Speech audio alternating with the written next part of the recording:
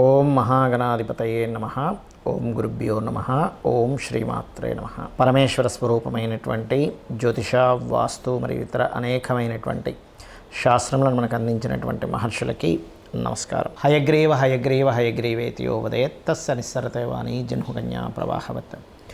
అరుణాం కరుణాతరంగితాక్షీం ధృతపాశాంకుశపుష్పబాణచాపాం అనిమాదిభిరావృతాం మయూకైః అహమిత్యేవ విభావయే భవానీం. శ్రీమాత్రే నమః. ప్రేక్షకులకి ఆ లలితాంబిక అమ్మవారి యొక్క అనుగ్రహం పరిపూర్ణంగా కలగాలని మనస్ఫూర్తి కోరుకుంటూ మనం ఈరోజు చెప్పుకోబోయేటువంటి టాపిక్ 2025 జనవరి మాసంలో ఫలితాలు ఏ విధంగా ఉన్నాయి, మరియు ఏ విషయాల పట్ల మీరు జాగ్రత్తగా ఉండాలి, అదేవిధంగా ఎటువంటి పరిహార మార్గం చేసుకుంటే ఇబ్బంది పడకుండా సంతోషంగా ఉంటాము అనేటువంటి విషయాలు చెప్తుంది నేనైనప్పటికీ కూడా చెప్పిస్తుంది సాక్షాత్ లలిత అమ్మవారిగా భావిస్తూ ఒక్కొక్క లగ్నం తెలియని వారు రాశిరీత్యా చూసుకుందాం. అయితే దీనికంటే ముందు అసలు గ్రహాలు ఎక్కడెక్కడ ఉన్నాయి ఈ జనవరి మాసంలో. గురువు వక్రించే ఉన్నాడు, ఇంకా అదేవిధంగా కుజుడు కూడా వక్రించి ఉన్నాడు ఈ జనవరి మాసంలో. అదేవిధంగా కేతు కన్యారాశిలోని, బుధుడు వృశ్చికంలో ఉంటూ 4వ తేదీ ధనస్సులోకి, 25వ తేదీ మకరంలోకి ఎంటర్ అవుతున్నాడు. చంద్రుడైతే మొత్తం ఒక నెలలో ఒక రౌండ్, అంటే ఈ యొక్క మకరం నుంచి మళ్ళీ మకరం వరకు చేరుకుంటాడు. రవి 14వ తేదీ ధనస్సులోకి, ధనస్సు నుంచి మకరంలోకి. శుక్రుడు శని కుంభరాశిలో ఉన్నాడు. ఈ శుక్రుడు మీనంలోకి రాహువుని చేరుకుంటాడు. రాహు మీనంలో ఉన్నాడు. 28వ తేదీ చేరుకుంటున్నాడు. అంటే ఆల్మోస్ట్ నెల రోజులు మొత్తం శుక్రుడు ఇక్కడే ఉంటాడు. ఈ యొక్క గ్రహస్థితిని అనుసరించి ద్వాదశ లగ్నాల వారికి ఎలా ఉంటుందనే విషయం మనం ఇప్పుడు తెలుసుకుందాం. వృశ్చిక లగ్నము, వృశ్చిక రాశి. వృశ్చికం వారికి కనుక చూసుకున్నట్లయితే మీరు ఈ మాసంలో, ఈ జనవరి మాసంలో లాంగ్ జర్నీ చేసేటువంటి విషయాల పట్ల కాస్త జాగ్రత్తగా ఉండండి. ధనాధిపతి సప్తమ స్థానంలో ఉన్నందుకు కాస్త ఈ ప్రాపర్టీ రిలేటెడ్ వాటి మూలంగా, కన్స్ట్రక్షన్ రిలేటెడ్ వాటి మూలంగా, గతంలో ఆగిపోయినటువంటివి కొంత ముందుకు కదలడము, విదేశీ వాటి మూలంగా ధనయోగం రావడము, క్రియేటివ్ రిలేటెడ్ వాటి మూలంగా ధనయోగం రావడం అనేటువంటి చాలా స్పష్టంగా గోచరిస్తుంది. కాకపోతే అర్ధాష్టమి శని ప్రభావం వల్ల కొంచెం, అంటే ఈ చదువు విషయంలో లేదా కన్స్ట్రక్షన్స్ ఏదైనా మీరు చేయనటువంటి దానికి కొంత నిందపడ్డం ఇట్లాంటివి జరుగుతుంటాయి. డోంట్ వరీ, అదొక రకంగా పాఠాన్ని నేర్పిస్తుందని అనుకోండి. అయితే శుక్రుడు వచ్చి చేరినందుకు కొంత సపోర్ట్ అనేటువంటిది కూడా లభిస్తుంది. అదేవిధంగా మరొక విషయం ఏంటంటే, ఇక్కడ ఈ పంచమ రాహు ఉన్నందుకు ప్రెగ్నెన్సీతో ఉండేటువంటి ఎవరైతే ఉంటారో స్త్రీలు ముఖ్యంగా జాగ్రత్తగా ఉండండి. అదేవిధంగా 6వ అధిపతి భాగ్యస్థానంలో వక్రించున్నాడు. మెయిన్గా అక్కడ ఎప్పుడైతే ఈ 6వ స్థానాధిపతి అక్కడ అలా ఆ రకంగా ఉన్నాడో, ఎవరికైనా మీరు అప్పులు ఇచ్చేటువంటి విషయంలో, అప్పు తీసుకునేటువంటి విషయంలో, ముఖ్యంగా లోన్ రిలేటెడ్ సంబంధించినటువంటి అంశాలలో కాస్త జాగ్రత్తగా ఉండండి. అలాగే మీ యొక్క జీవిత భాగస్వామికి ఎప్పటి నుంచో ఉద్యోగం కోసం ప్రయత్నం చేసేటువంటి ప్రయత్నం ఇప్పుడు ఫలించేటువంటి గ్రహస్థితి ఉంది. కాబట్టి ఈ యొక్క విషయంలో కాస్త జాగ్రత్తగా మీరు కనుక ప్లాన్ చేసుకోగలిగితే అద్భుతంగా ఉంటుంది. మరియు గవర్నమెంట్ జాబ్స్ కోసం ప్రయత్నం చేసేటువంటి వారికి కూడా ఇప్పుడు యోగిస్తుంది. గవర్నమెంట్ కారకుడైనటువంటి రవి భగవానుడు మీ యొక్క ధనస్థానంలో సంచరిస్తున్నాడు. అదేవిధంగా లాభంలో ఎప్పుడైతే కేతు ఉన్నాడో, ఇది సాఫ్ట్వేర్ రంగాల్లోని ఏఐ రిలేటెడ్గా ఇవాళ రేపు చూడండి, ఏఐ చాలా డెవలప్ అవుతుంది. ఏఐ పరంగా వచ్చేటువంటి డెవలప్మెంట్స్ చక్కగా మీరు, అంటే వీరు ఈ యొక్క వ్యాపారాల్లో చక్కగా కలిసి రావడం జరుగుతూ ఉంటుంది. మరియు అదేవిధంగా తండ్రి గారి ఆస్తికి సంబంధించిన విషయంలో గతంలో ఉన్నటువంటి కొన్ని డిస్టర్బెన్సెస్ కావచ్చు, గొడవలు కావచ్చు, కొంతవరకు మీకు క్లియర్ అవ్వడం అనేటువంటి చూపిస్తుంది. అయితే మీకు ఫైనాన్షియల్గా ఇంకా బాగుండాలి అంటే మాత్రం ఎక్కువగా మీరు దుర్గా ఆరాధన ద్వారా సంతానం కోసం పడుతున్న స్ట్రెస్ అనేది తగ్గుతుంది. మరియు ఫ్రెండ్స్ వల్ల వచ్చేటువంటి ఇబ్బందులు ఏమైనా ఉంటాయి. కొంతమంది అంటే నిజమైన ఫ్రెండ్స్తో ఎప్పుడు రాదు, ఫ్రెండ్స్ అని ముసుగులో మనల్ని ఇబ్బంది పెడుతుంటారు కొంతమంది, అటువంటి వాటి వల్ల ఇబ్బంది అనేటువంటి తగ్గుతుంది. మరియు అదేవిధంగా రవి 2వ స్థానంలో ఉన్నందుకు, పర్టికులర్గా ఇక్కడ సూర్యుడు గనక 2వ స్థానంలో ఉన్నంతసేపు, అంటే ఈ సూర్య భగవానుడు గవర్నమెంట్కి, మీ వృత్తికి కారకుడు అవుతున్నాడు.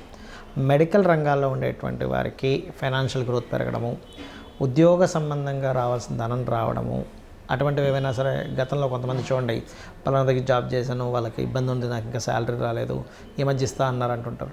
అయితే నేను చెప్పేది ఒకటే, 14 జనవరి లోపలే తీసుకోండి. 14 జనవరి దాటితే మళ్ళీ లేట్ అవుతూ ఉంటుంది.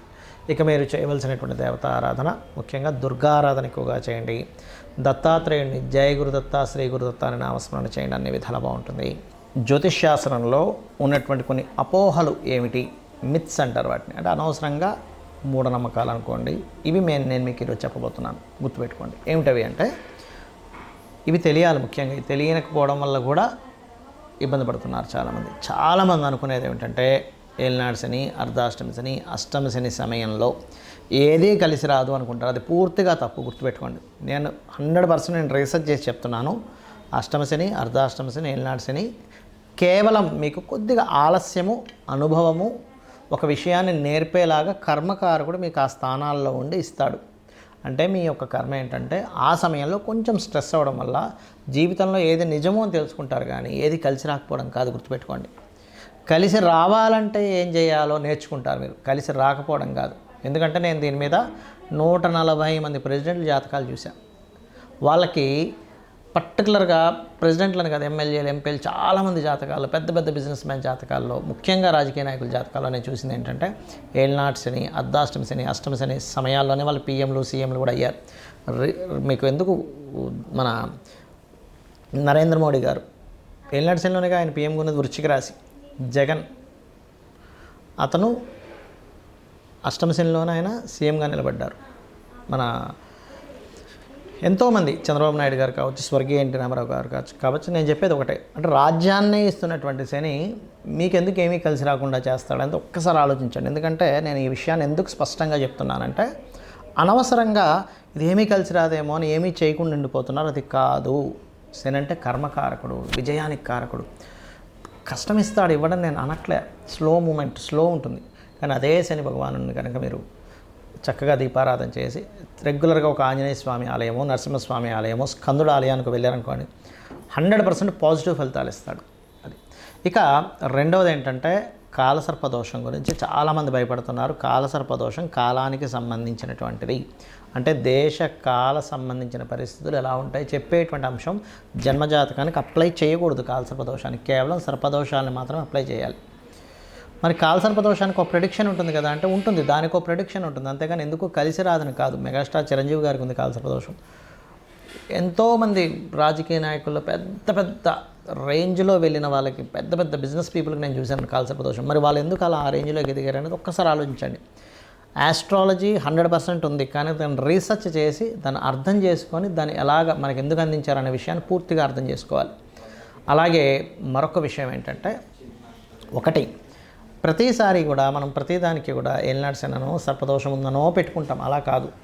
పర్టికులర్ భావం అంటే మీకు వివాహం అవ్వటం లేదు, ఓకే, 7th లార్డ్ ఎవరయ్యారు చూసుకొని ఆ 7th లార్డ్ బలహీనంగా ఉన్నాడా, అందుకే అవ్వట్లేదు. దాన్ని చిన్న చిన్న మంత్రాలతో, లలితాసహస్రనామం ఉంది, అందులో ఓం కామేశబద్ధ మాంగళ్య సూత్ర శోభిత కందరాయ నమః ఖచ్చితంగా ఇంట్లో కూర్చొని చక్కగా చేసుకొని ఫ్రీ అయిపోతుంది. దానికి అంతేగాని అమ్మో దీనికి ఏదో లక్షలు కట్టించి పూజ చేసుకోవాలి అప్పుడే నాకు ఆ దోషం పోతుంది అనేటువంటిది కాదు. కలియుగంకున్న గొప్పతనం ఏంటంటే నామస్మరణ చేత పోతుంది, క్లియర్ అయిపోతుంది. మీ దగ్గర డబ్బులు ఉన్నాయి, నేను చక్కగా పూజ చేయించుకుంటాను, ఇంటికి పురోహితుని పిలిపించి ఒక హోమం చేయించుకుంటానంటే చేయించుకోండి, ఏమీ తప్పు కాదు. అది ధనం ఉంటే చక్కగా ఇంటికి పురోహితుని పిలిపించుకొని చక్కగా పూజ చేసి అతనికి దక్షిణ ఇచ్చి 10 మందికి భోజనాలు పెట్టండి. దానివల్ల ఒక సిస్టమ్ అంటే మనీ సర్క్యులేట్ అవుతుంది, దానివల్ల దేవతలు కూడా ఆనందిస్తారు. నేను కాదనట్లే. కానీ డబ్బులు లేకపోయినా అప్పులు చేసి మాత్రం ఎట్టి పరిస్థితుల్లో మీరు పూజ చేస్తేనే వర్కౌట్ అవుతుందని మాత్రం ఏమీ లేదు. ఎందుకంటే భగవంతుడికి అన్నీ తెలుసు.